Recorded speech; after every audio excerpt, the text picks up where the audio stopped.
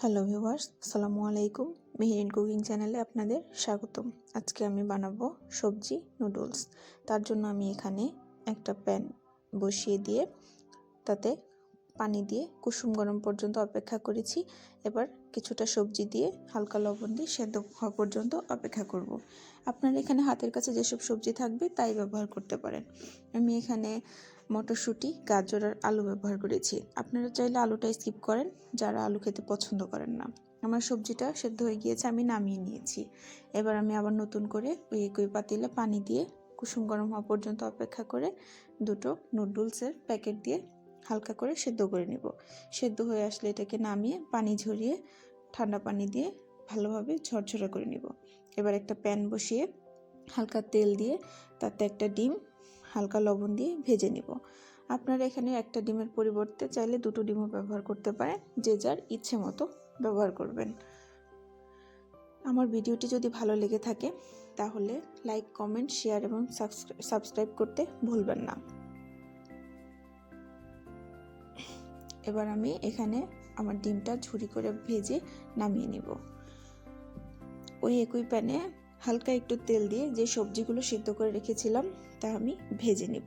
আপনারা এখানে চাইলে শীতের সবজি হিসেবে ফুলকপি, বরবটি বা আরও ক্যাপসিকাম যে যেটা পছন্দ করেন সেটা দিতে পারেন। আমার হাতের কাছে যাই ছিল আমি তাই দিয়ে ব্যবহার করেছি। এটাকে ভালোভাবে নেড়েচেড়ে ভেজে নেবেন, নিচে পুড়ে যেতে না যায়, লেগে গেলে কিন্তু দেখতে ভালো লাগে না। এবার আমার ভাজাটা হয়ে গিয়েছে, আমি নামিয়ে নিব। ওই একই প্যানে হালকা একটু তেল দিয়ে এখানে আমি পেঁয়াজ কুচি করে ভেজে নিয়েছি।